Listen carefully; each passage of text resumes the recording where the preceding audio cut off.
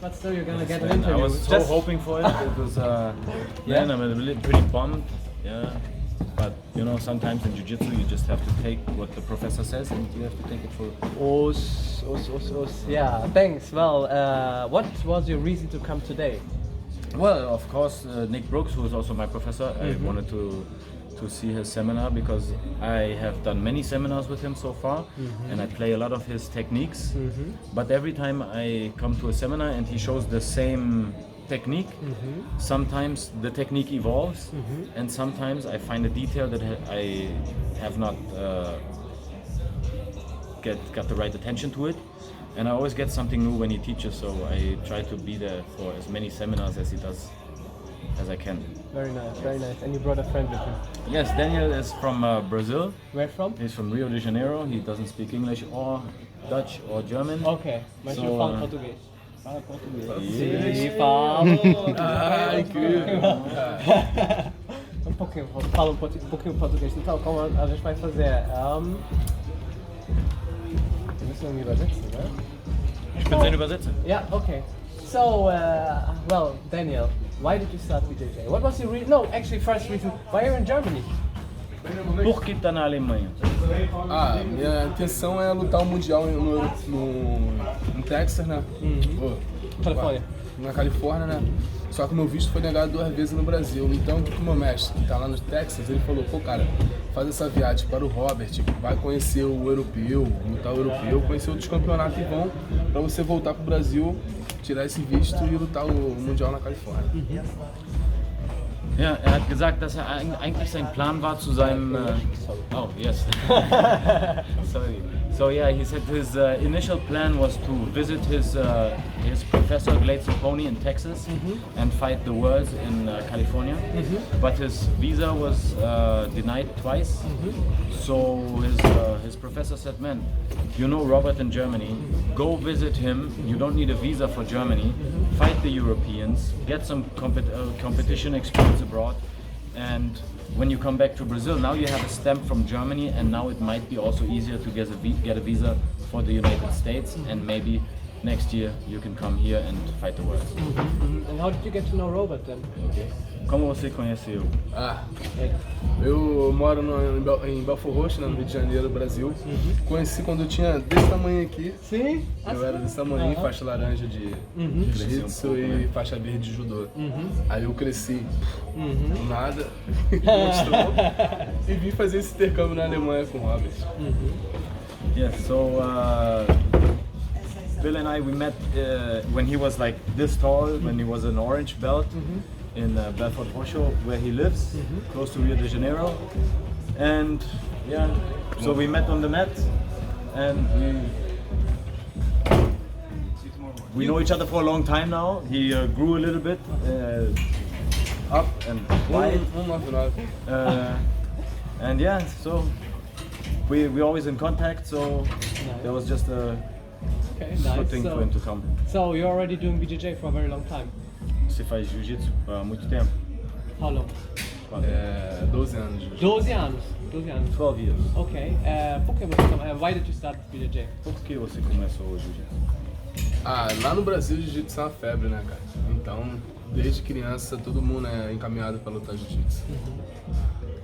So in Brazil, it's a fever, like he says. Everybody wants to do jiu-jitsu, and it's a thing that everybody does and everybody wants to do. So it was a natural thing just to start jiu-jitsu. Okay, very nice. Natural, that's a good thing, a natural thing. Okay, nice. And what does jiu-jitsu mean for you? O que jiu-jitsu significa para tu? Jiu-jitsu significa muito pra mim. Eu vivo de jiu-jitsu, minha carreira é de jiu-jitsu. Jiu-jitsu pra mim é uma religião. So everything for him is jiu-jitsu. He does jiu-jitsu from morning till night, and it's like a religion for him. Okay, very nice, very nice. It's a beautiful religion then. Religião ótima. See. Nice, okay, well, I think... Do you have some questions? Você a gente conhece? Não, tem perguntas? Dúvidas? Dúvidas. De quê? Não sei. O que você faz aqui? O que eu faço aqui? I'm here because of the seminar of Robert Graalfs and Nick Brooks. I came the long way from Münster to train with my good friends, brothers from Apex Jiu-Jitsu. And yeah, actually it's my roots of Jiu-Jitsu because I started due to Marv and Leah when I was around, I don't know, 21, 22. And yeah, I got hooked right by the beginning. And we have a long history already together. So yeah, we like this. And I love it here. I love the atmosphere and I love the people. And I always love to come to Amsterdam to train here. Yes, the last time we saw each other was here as well. Yes, of course, of course. Well, Daniel, muito obrigado. Thank you very much. And Robert, thank you. Oh no, Robert, why did you start BJJ, man? Why did you start BJJ? Why did I start BJJ? Yes. A friend of mine asked me what I would do on the street if we were to be attacked. Okay. And if I wouldn't want to be able to defend myself. Yes. And yeah, it kind of bugged me that the person thought I could not defend myself because I was a hard football player. And of course, American football, and we were the hardest guys in the world. And so it bugged me a little bit that she thought that I wanted to show her that I can just go to the jiu-jitsu and destroy everybody. And yeah, it was a nice awakening of reality, pretty much. So you got yes. Okay. A lot. Nice. And how long are you on training? 2005 until now, we have 14 years. That's 14, 15 years. And you've trained all around the world, haven't you? I have trained in the States. I have trained a little bit in Brazil, and yeah, usually I train in Germany. But I've traveled a lot competing, and I've seen a lot through jiu-jitsu. Getting to know a lot of people through jiu-jitsu. It's quite the sport. It's very nice. Nice. And when did you decide to live from jiu-jitsu? When and why did you decide? How long do you want the story to be? Well, of course, like every other jiu-jitsu practitioner, I would say ever since blue belt or late white belt, I had the dream of someday, maybe having an academy. And when I was a purple belt, with 2 guys of my team getting their black belts, and our professor not being able to sustain his academy anymore, he had to close, and he left. So we were by ourselves. We rented some mats just to keep rolling a little bit, and about 1.5, 2 years later, we still didn't have a new home. We switched from this mat, then we went to another mat, and about 2 years later, then I decided, hey, why don't I build a home for the team and start running a jiu-jitsu academy with luckily 2 higher graduated black belts that because I was a purple belt at the time, and I was very happy that I had these 2 guys that I could put in front, that we had real black belts in the house. And yeah, it was kind of like to give the team a home, because we were like mat nomads kind of. Nice. Long story. So it's actually a long story. Struggle. Well, it's a long story. It's there was struggle. a lot of men. We had a great professor, charismatic guy. Everybody loved the guy, but some things came up and he couldn't run the academy anymore. And it was a very sad time, and we didn't really know what to do. Nobody really wanted to step up to the plate. We kind of liked the way it was, but when he left, Heiko, my other professor from Germany, he kind of held the group together. He was kind of the father of the group for the time being, but working a regular job, of course, he couldn't step up any further because he had to sustain his family with his job. And I was at this moment, I was in the life situation where I didn't really have anything to do, and I had the time to build and to take that decision to run it. Would you say it's difficult? Like, was it difficult? Is it difficult? Is it still difficult? Okay. You want me to go crazy?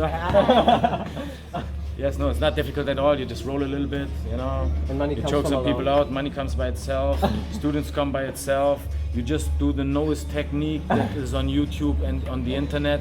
And basically, you'll be a black belt in no time. Students come flying through your door, and you'll be rich as fuck. Nice. Nice. That's how it runs. How Okay. it goes pretty. Okay, Yes, okay. you'll probably never have problems with students at all. You know, they always behave perfectly respectful and nice. Yes, they always respect what you're trying to teach. They always respect your philosophy, and they always roll light when you tell them to roll light. They don't hurt each other when you tell them not to hurt each other. They always leave their ego at the door, like you tell them to. That's the most Yes, it's important man, thing. it's Yes, so very nice that they all do that. Yeah. It's like, you know, it's kind of like laying in bed and getting your breakfast in bed. This is how running an academy. It's like, you know, what am I gonna do today? I'm just gonna, maybe I just make some new students that come to the academy, and then, it's basically, it was never, my life was never easier, you know? Yes. Okay, that's nice. That's very nice. Okay, very good answer. Very good answer. Now I want to come back to Daniel because I didn't ask you, Daniel. How do you live from jiu-jitsu actually in Brazil? Como você vive do jiu-jitsu em Brasil?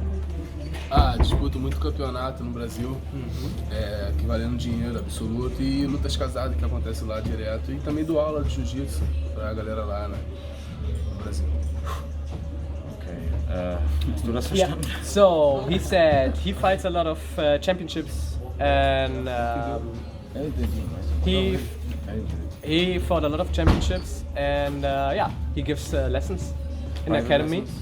Yeah, there's championships where you win money. Where you- yes, yes. There's super fights. Okay. And and he also gives training at the GoulartTeam Academy. So, but actually that seems kind of difficult. So it's a lot of Isso hard parece work. muito difícil. Isso é trabalho duro. Muito. Treino 8 horas por dia. Trabalho And- duro direto. O dinheiro. And the money. How does the money come? Well, he said he trains about 8 hours per day. Oh, okay. Patrocínios também ajudam. And the question how the money comes, he says the sponsors help a lot. And I don't know if he really wants to tell him, but in order to take this vacation to the Europeans right now, he told me actually sold candy on the street, which was very embarrassing for him. But you know, sometimes his professor told him, sometimes that's what you have to do. If you have a dream and you go after it, that's what you have to do. And he jumped over his shadow. He sold candy on the street Warrior. to Warrior. make this trip Guerreiro. possible. Guerreiro. Yeah. Muito respeito. That's Thank you. I really respect that a lot. Thank you. I think that's a warrior mindset. Well, sometimes we have to be very humble to be great. Yeah. Well, it's not everybody's life, right? I mean, if you have the dream to make it with jiu-jitsu, it's not gonna come like when you run an academy, you know? That's easy. Yeah. But when you have a dream of making it in jiu-jitsu, there's gonna be a lot of ups and downs and a lot of challenges, and you're gonna wanna give up. So it's not for everybody to do. If it's not really your dream, and if it's not really something that you can imagine yourself doing for a long time, then it's very hard to jump over your shadow sometimes like this. And man, some people are very smart businessmen, some people are very good, I don't know, bicyclists, some people are very good in front of the computer. I think it's, you have to decide what you're willing to give in order to make it with jiu-jitsu, right? It looks a lot easier than what it really will be in the end. I mean, apart from, you know, my Yeah, I know. just like we say in German, a klacks. Yeah, Ein Klacks. it basically runs itself. You know, I don't really have to do anything. You know, sometimes I have to come and give a class, but you know, I just watch a YouTube video and you just pass that on, and man, the students will be all very thankful if you just show them a YouTube video. They're like, man, master, that's awesome. I will forever be thankful for that technique. Yes, but yeah, for some people it's very difficult. Not for me though. Okay. Thank you. Well, it's also good to see people like people who don't have difficulties in life and just Very float easy, through it very and just easy. say. And my stress level is basically second to none. It's almost non-existent. Stress is something that I'm not really used to. I don't need. I mean, people in the academy who sometimes are stressed and stuff, but not me. die Ruhe selbst, wie wir in Deutschland sagen. The calm itself. The calm itself. Very nice, very nice. Well, Marv, do you think there should be some other questions I forgot? Are you interested in something from Daniel or Robert?